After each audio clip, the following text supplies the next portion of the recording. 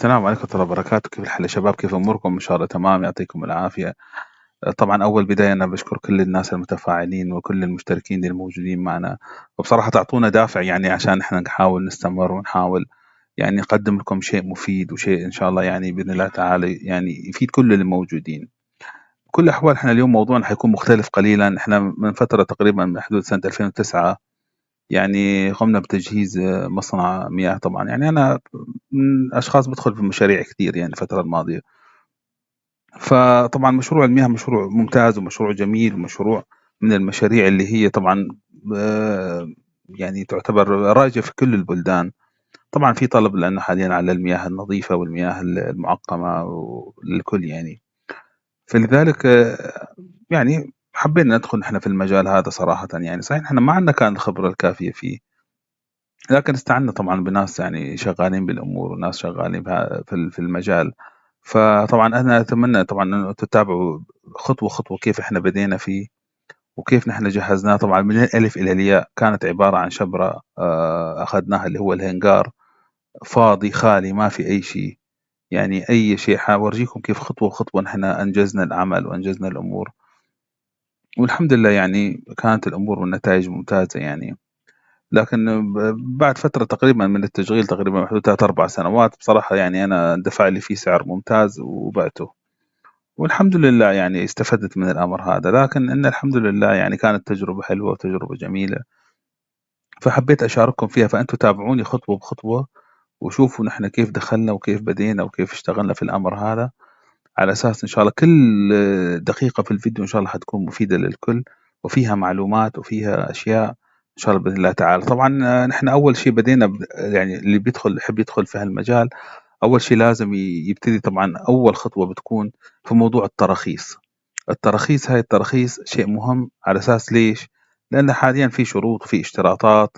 طبعا نحن نعرف بخصوص المصانع المياه لابد من الاشتراطات الفنية والاشتراطات الصحية. فاللي حابب يدخل في الأمر هذا أول شيء راجع في المكان اللي هو فيه أو البلد اللي هو فيها أو المنطقة اللي هو فيها، اللي هي إدارات الصحة العامة اللي هي مختصة بالتصاريح، على أساس يستخرج منها التصاريح اللازمة علشان يبتدي النشاط. طبعا في مساحات معينة، في اشتراطات صحية معينة للمنطقة، تكون بعيدة عن الكراجات، بعيدة عن الورش، بعيدة عن التلوث، بعيدة عن المواضيع هذه، على أساس أنه يكون، لأنه تعرف أنت مصنع هذا مواد غذائية لازم يكون في اشتراطات صحية.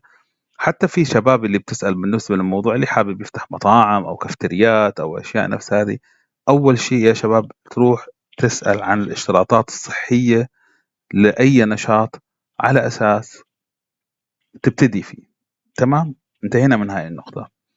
النقطة الثانية طبعا احنا بعد ما رحنا على إدارة الصحة العامة وشفنا الأمور الاشتراطات، طبعا كانت المساحة الابتدائية لابد أن تكون على الأقل 300 متر. طبعا هم ليش يطلبوا هالمساحات؟ على أساس توزيع العمل وتوزيع الأمور هذا يكون بهالطريقة. المرحلة الثانية، فأنت قبل ما تستأجر المكان وقبل ما تروح تتكلف على المكان، نحن يا شباب نخبركم بالموضوع هذا على أساس ما تتكلف. لازم تسأل أول شيء عن المساحات. تمام، لازم تشوف المساحات المطلوبة وهل هالمكان هذا مفتشين الصحة يوافقوا عليه ولا لا. تيجي للمرحلة الثانية والمهمة، حيطلب منك اللي هو بالنسبة للمكان كيف حيكون الكروكي اللي هو توزيع العمل في المكان هذا. احنا شفنا نفس ما شفنا المكان اللي كنا فيه. طبعا احنا اخترنا هذا الموقع اللي موجود، هو عبارة عن اللي هو بسموه شبرة أو هنجار أو أي شيء، عبارة عن شبرة خالية. إذا ممكن أنتم تشوفوها بهالطريقة، هي عبارة عن شبرة خالية ما فيها أي شيء، مساحتها بحدود 300 متر. فبهالطريقة نحن صورنا المكان ماشي يا شباب، فاضية، هي عبارة عن شبرة خالية. طلبوا مننا توزيع العمل كيف يكون بهذا المكان، فرحنا عند شركة هندسية طبعا بالاستشارة مع شخص شغال في المجال عن طريق التوزيع الفني. طبعا نحن بالإضافة لرؤيتنا بالأمر هذا يعني كيف احنا حيكون العمل، فقدمنا اللي هي المفتش هذه الخارطة اللي حتكون عندنا موجودة. ليش؟ لأن احنا عندنا بابين لو لاحظتوا شباب، هذا الباب الصغير وهذا الباب الكبير. فنحن حنحاول نستغل الأمر هذا، بالعكس يعني تنسيق المكان رائع. فإحنا رسمنا الخطة حتكون كالتالي مقسمة على هذه الأقسام. ماشي يا شباب. الطرف اللي هو عند الباب الصغير اللي شفناه هو حيكون المدخل للعبوات الفارغة. ماشي يا شباب. فهالمكان هذا المربع هذا حيكون مكان فحص العبوات. أول ما تدخل فحص يدوي شباب. ليش الفحص اليدوي؟ لأن هاي عبوات مرتجعة، احتمال تكون كاينة فيها بترول، احتمال فيها مواد تنظيف، في ناس بتحط فيها اللي هو دواء الغسيل أو هي الأشياء هذه، فيها ممكن حشرات. فأول مرحلة تكون الفحص اليدوي علشان نعزل العبوات اللي متضررة أو فيها مشاكل. ماشي. في حال إنه أوكي لقينا الوضع تمام وشفنا الأمور أوكي للعبوات، بيدخلوا على مكان حوض غسيل يدوي. طبعا الغسيل اليدوي نحن هاي مبادرة من عنا. في مصنع كان في الشارقة موضوع اللي هو يشتغل في معدات المطابخ والمطاعم. طبعا احنا اعطيناه تصميم ماكينة عبارة عن مضخات وحوض، صممنا حتشوفوه بعدين ان شاء الله في الصور في وقت لاحق إن شاء الله بإذن الله تعالى. فحطينا الحوض في هالمكان هذا، من بعد منه تدخل العبوات بعدين على منطقة التعبئة. بالنسبة للتوزيع الخلفي للمكان حيكون عبارة عن 3 خزانات للمياه الداخلة.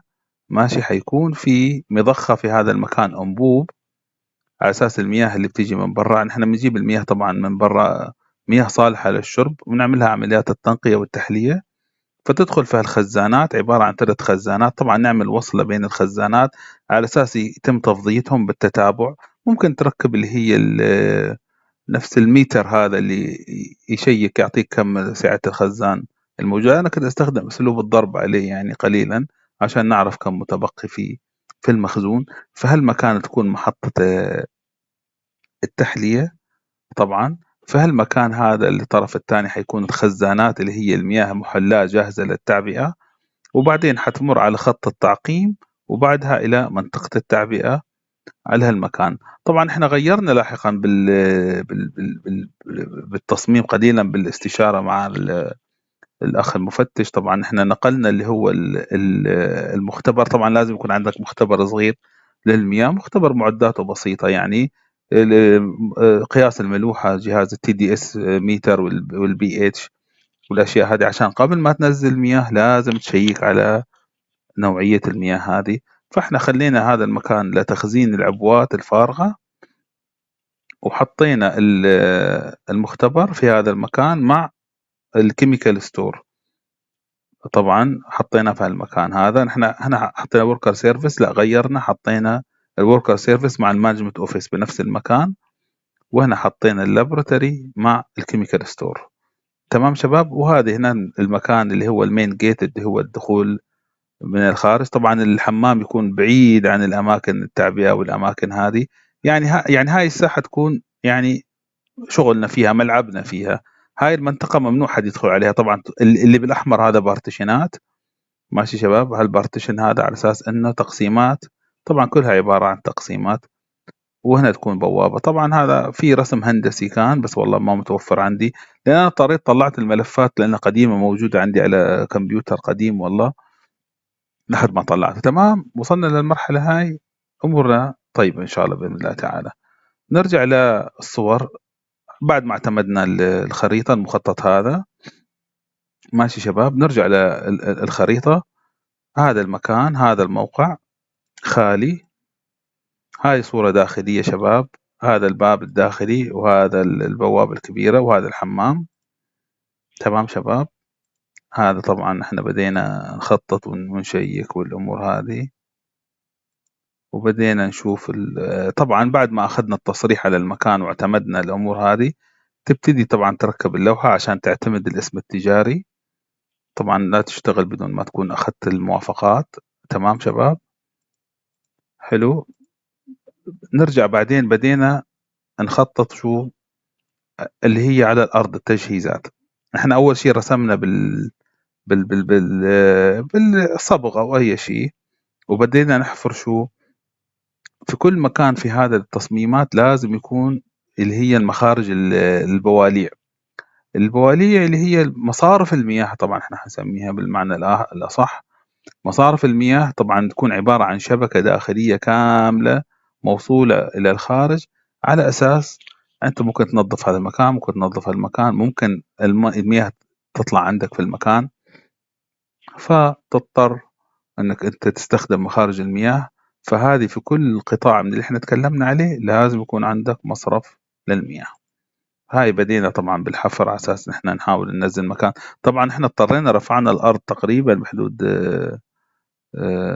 تقريبا 6 سنتي يمكن او اكثر، يعني رفعناها على اساس غطينا. طبعا بدينا طلبنا السيراميك. بخصوص موضوع السيراميك شباب، كون ملاحظة عندكم، لا تختار الانواع الكبيرة. الانواع الكبيرة بصير كسرها سهل، واختر النوع يكون مت، ما يكون من النوع اللي فيه لمعة. ليش؟ عشان المت ما يسبب اللي هو ان الانسان يتزحلق، لان احنا شغلنا كله بالمياه. فاحنا طلبنا السيراميك طبعا، لان اول مرحلة حنبتدي احنا نعمل فيها السيراميك طبعا من المكان. ايوه هذا المكان حاليا بعدها بدينا بالتمديدات الكهربائية. الاخ هذا الله يذكره بالخير طبعا هم شركة كهربائية. طبعا احنا هو استلمها شركة كاملة، وبعدين كان في مقاول بالباطن طبعا عطى السيراميك لناس والكهربائية لناس لأنه كان فيها شغل كثير يعني صراحة. فهذا بدينا فحاليا الشخص حاليا في الجهة الخلفية من المكان اللي هو الشبرة هاي، بدأ يعمل فيها اللي هو دي بي بوكس. لازم اللي هي علبة تحكم، علبة تحكم في جميع الآلات، لأن الآلات طبعا هي كلها 3 فيز. طبعا كل شيء آلات صناعية أغلبها 3 فيز، فاحنا مدينا خط من الأمام إلى الخلف على أساس يكون عندنا علبة تحكم بالمكان. طبعا الإسمنت تحتاج كميات كبيرة، والحمد لله يعني كنا متعاقدين مع شركة اللي هي تركب الألمنيوم.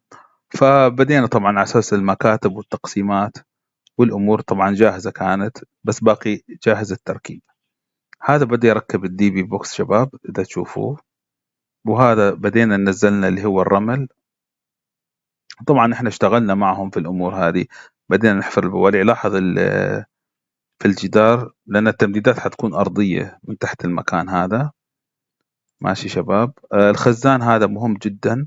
هذا الخزان مستقبلا حنستخدمه للمياه الفائضه، ومنه نستخدمه للحمام والامور هاي كلها. فلذلك الخزان هذا لابد من وجوده طبعا ضمن العمل هذا لتخزين المياه الفائضه من التحليه. ماشي شباب. هاي بدينا نحفر. طبعا الحفر كان صعب يعني، لأن الأرضية معمولة من صبية إسمنت.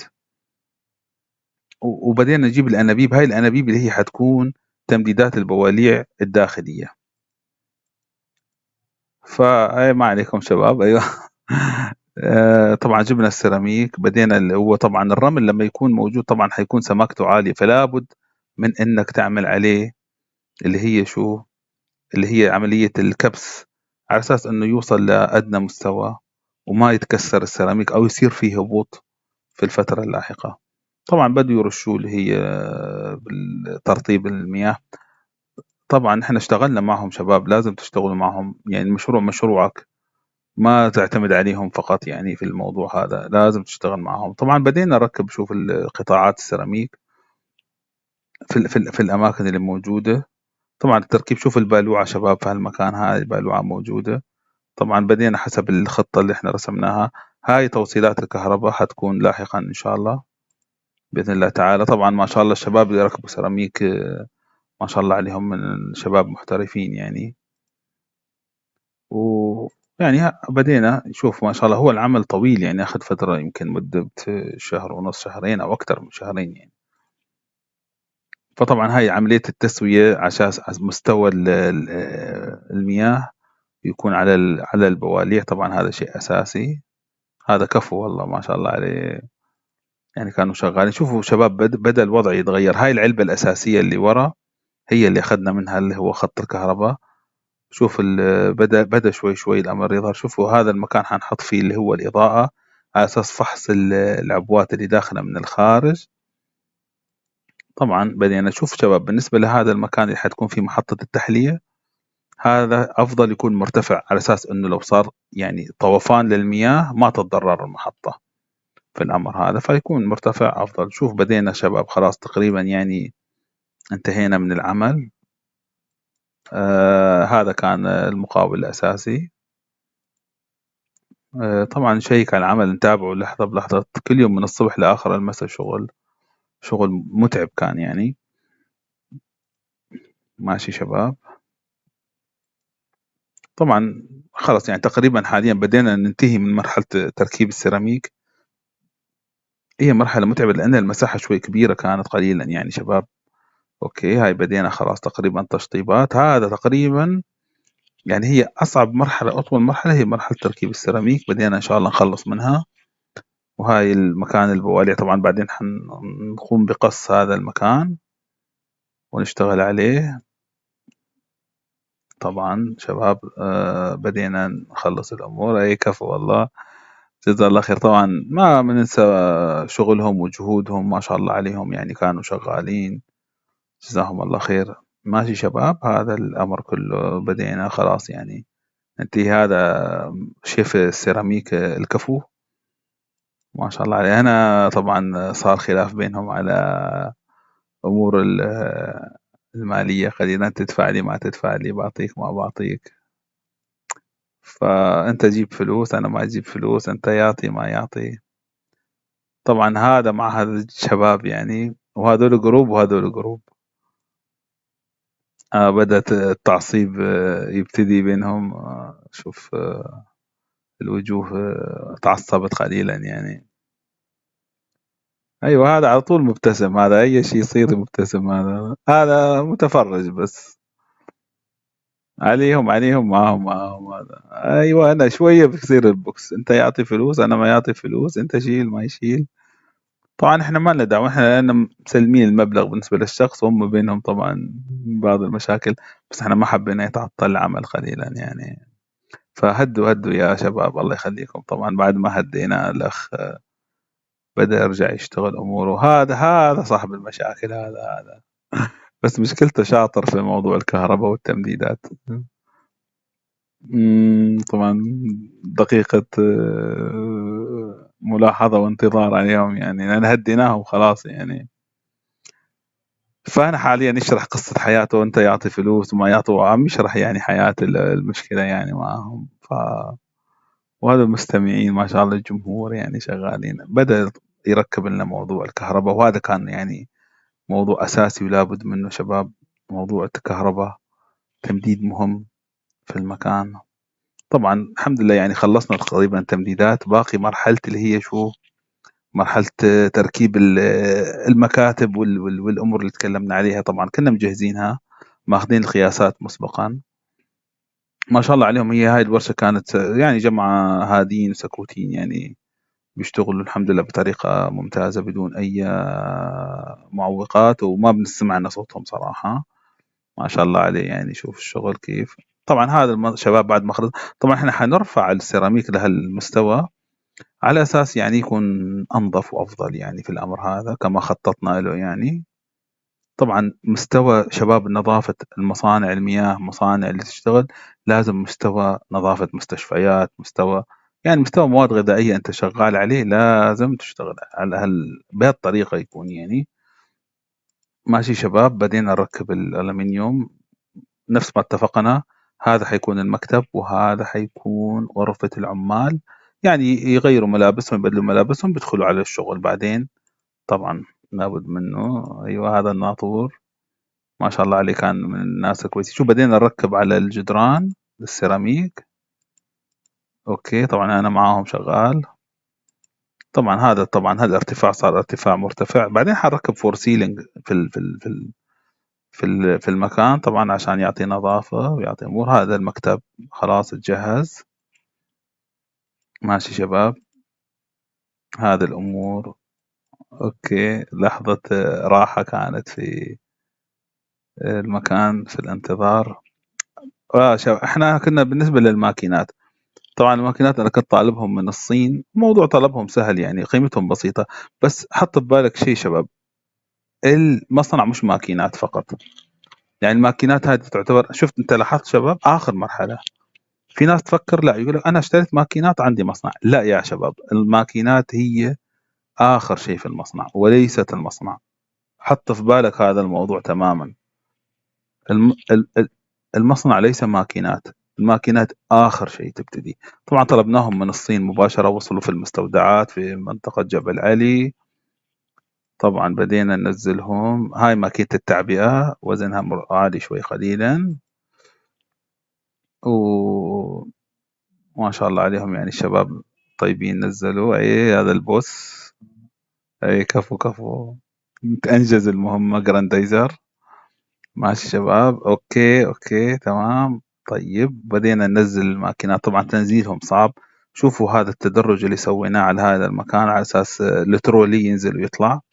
شباب هذا لابد منه بعد في التصميم الفني. طبعا كلها هذه تعليمات اعطيناهم اياها. بالنسبة للبوابة، البوابة تنعمل تنفتح بشكل كامل على اساس تدخلوا فيها خزانات واشياء ضخمة. اوكي بدينا نفتح الماكينات، بدينا نفتح الامور. هاي ماكينة التعبئة، هاي جبناها من الصين، ماكينة عادية يعني بسيطة ما فيها شيء. اوكي صورة تذكارية مع الماكينات. هاي شباب ماكينات التحلية، هاي جبناها طبعا خط سيستم كامل، ساند فلتر، كربون فلتر، سوفنرز، مع ماكينة التحلية، وبعدها في التعقيم. نرجع للموضوع. هذا بالنسبة للخزانات بدينا فيها شباب. هذا توزيع المحطة، حيكون صورة تذكارية. هاي في مصنع الدبات. الدبات طبعا على الأقل لازم تبتدي ب2000 أو 2500 دبة. طبعا الدبة الواحدة قيمتها بحدود $8. فأنت تصنعها وعليها محفور الطبعة ومحفور كل شيء خاص فيه. طبعا هذا المكان شباب بعد الإنجاز. هذا المكتب. هاي الماكينة اللي تكلمنا عليها في بداية الفيديو. ماكينة بسيطة وسهلة، عبارة عن مضخة ومكان نحط فيها العبوات.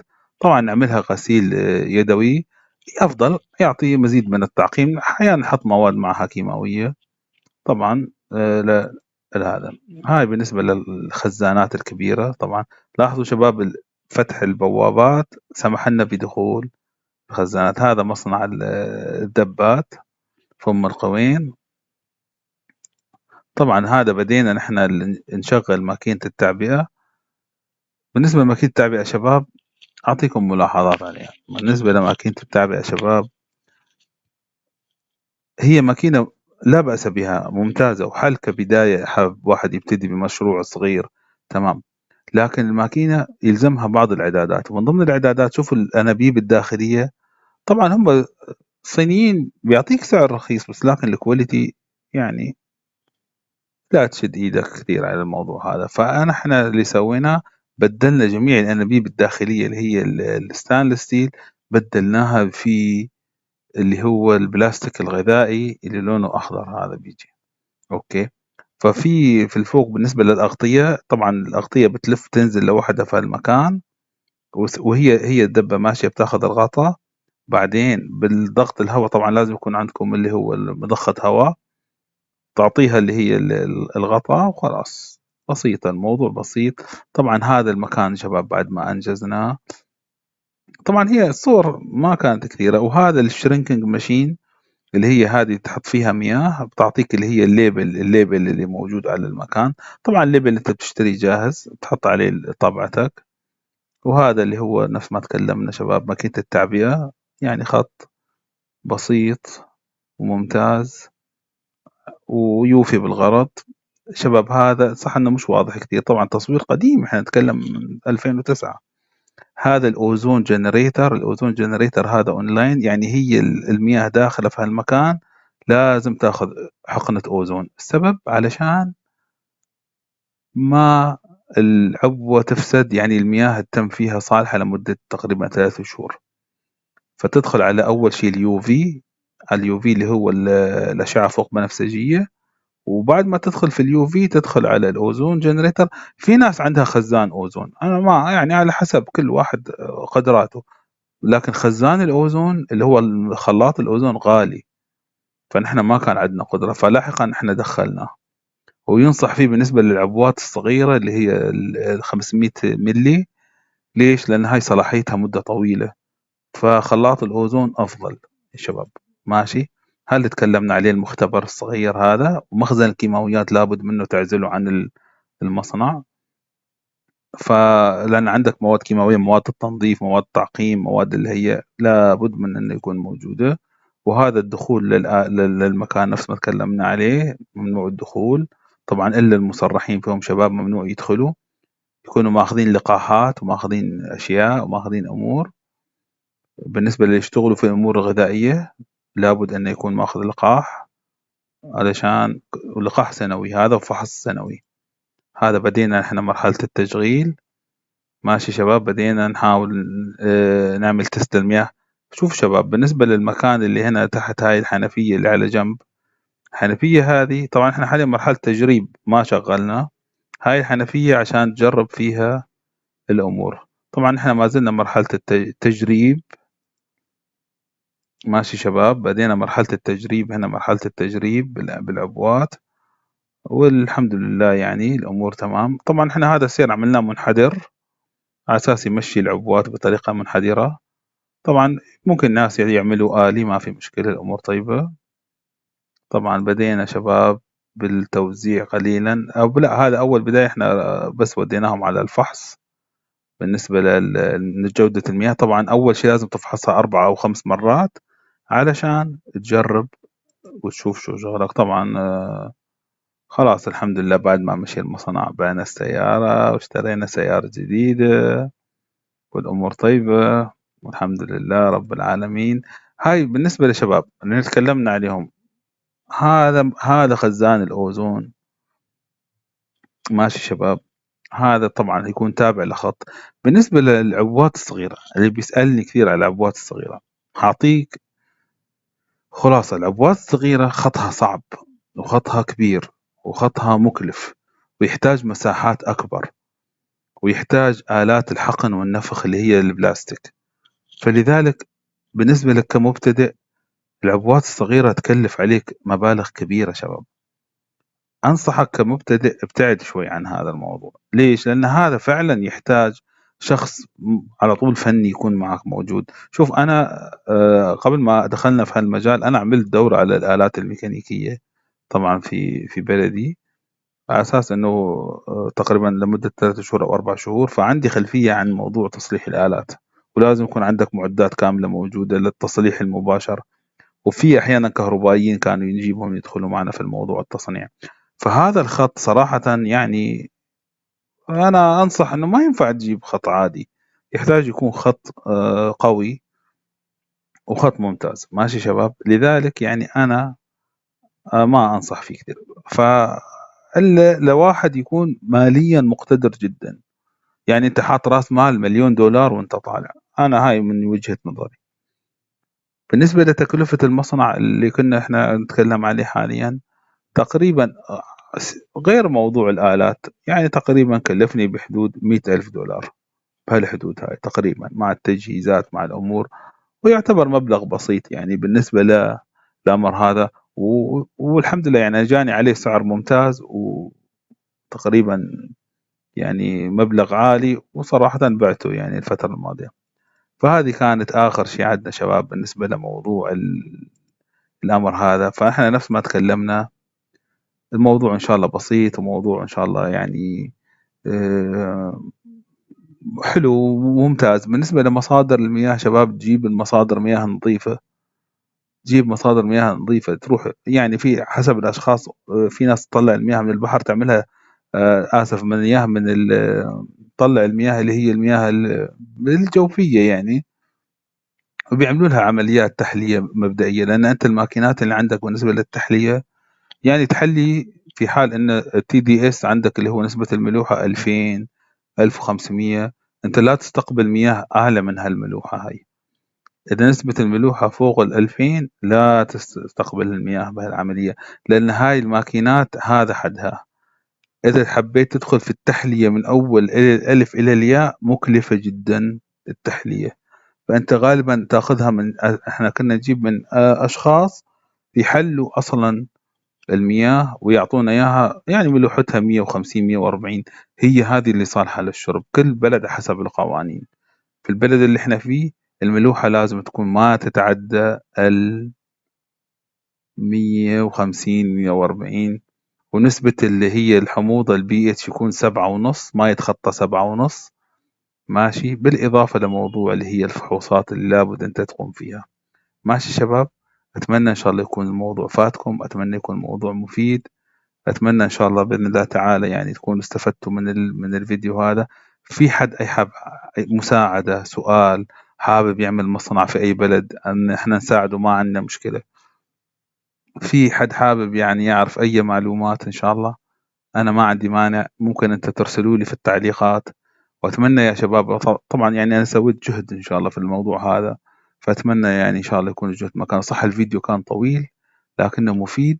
في الفيديو إن شاء الله القادم، بس أنا مشكلتي الوقت عندي يعني شوي مشكلة في إني أنا ألاقي وقت أسجل لكم إن شاء الله. في الفيديو القادم إن شاء الله إحنا عملنا مصنع تعبئة مواد غذائية اللي هو السناكس، اللي هي المكسرات والبهارات والأشياء هذه. فبرضه حاشرح لكم كيف قمنا فيه خطوة بخطوة، وكيف صممناه وكيف سويناه، والأشياء اللي إحنا سويناها. إن شاء الله شباب تابعوني، وإن شاء الله تستفيدوا. أشكركم على المتابعة، جزاكم الله خير، يعطيكم العافية، كلكم إخواني وحبايبي. إن شاء الله نلتقي قريبا بإذن الله تعالى. شكرا جزيلا، يعطيكم العافية.